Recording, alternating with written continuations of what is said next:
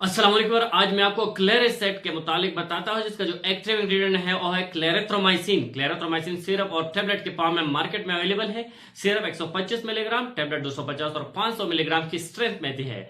ये broad spectrum antibiotic है जो मैक्रोलाइड ग्रुप से इसका ताल्लुक है, जो बैक्टीरियल इन्फेक्शन को खत्म करने के लिए, स्पेशली लंग में जो इन्फेक्शन होते हैं इनको खत्म करने के लिए बेहतरीन और स्ट्रांग एंटीबायोटिक है। इसके इस्तेमाल से जो इन्फेक्शन आती है, नमूनिया होती है, लंग में इन्फेक्शन होती है, ब्रोंकाइटिस होती है, इन सारे मसाइल के हल के लिए इस मेडिसिन का इस्तेमाल किया जाता है। आज मैं आपको इस क्लेरिसेट टैबलेट पर कंप्लीट रिव्यू दूंगा, लेकिन इससे पहले अगर आप हमारे चैनल पर नए हैं तो सबसे पहले इस चैनल को सब्सक्राइब करें।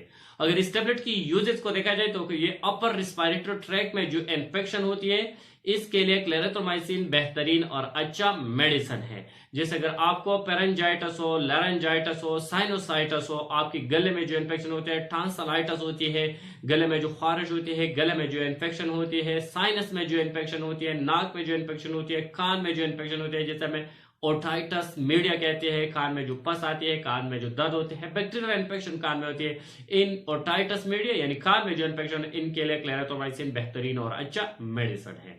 साथ ही लोअर रिस्पायरेटरी ट्रैक में जो इन्फेक्शन होती है, नमूनिया होती है, ब्रोंकाइटिस होती है, साथ ही आस्थमा होती है, खांसी होती है, खुश्क खांसी होती है, बलगमी खांसी होती है, लंग में जो फेफड़ों में जो इन्फेक्शन होती है बैक्टीरिया की वजह से, तो लोअर रिस्पायरेटरी ट्रैक में जो इन्फेक्शन होती है इन इन्फेक्शन के लिए क्लेरिसेट टैबलेट बेहतरीन और ड्रग ऑफ चॉइस है। इसकी इस्तेमाल से इन्फेक्शन खत्म हो जाती है। साथ ही स्किन एंड सॉफ्ट टिश्यू में जो इन्फेक्शन होती है, ये एक मैदा में एक खास किस्म बैक्टीरिया होती है, इसे हमें एच पाइलोरी कहते हैं। इस एच पाइलोरी की वजह से मैदे में जो अल्सर पैदा होती है, इन एच पाइलोरी को खत्म करने के लिए भी बेहतरीन और अच्छा मेडिसिन है। मैदे में जो इन्फेक्शन जो बैक्टीरिया की वजह से, एच पाइलोरी की वजह से होती है, इसके लिए भी ड्रग ऑफ चॉइस है और कॉम्बिनेशन में दूसरी मेडिसिन के साथ देती है ताकि इस बैक्टीरियल इन्फेक्शन को खत्म कर देते हैं।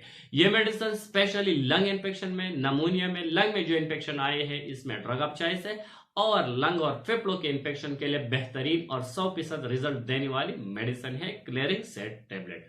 साथ ही ये बच्चों के लिए सिरप के फॉर्म में भी अवेलेबल है।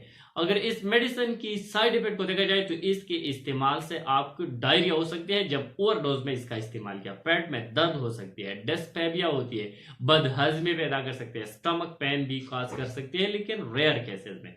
अगर इसकी प्रिकॉशन को देखा जाए तो ये मेडिसिन प्रेगनेंसी में, लैक्टेशन में, लिवर डिजीज में, किडनी डिजीज में और 6 माह से कम उम्र वाले बच्चों को नहीं देना चाहिए।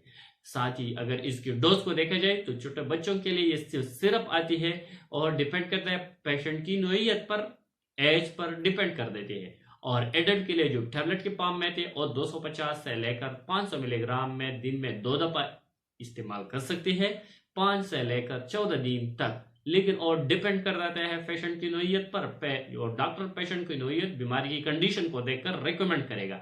लेकिन जो भी मेडिसिन आप इस्तेमाल कर रहे हैं, इस्तेमाल से पहले अपने डॉक्टर से मशवरा करके डॉक्टर की प्रिस्क्रिप्शन डोज के मुताबिक इस्तेमाल करना होगा। डॉक्टर के प्रिस्क्रिप्शन के बगैर कभी भी कतई मेडिसिन का इस्तेमाल नहीं करना चाहिए। Thank you for watching.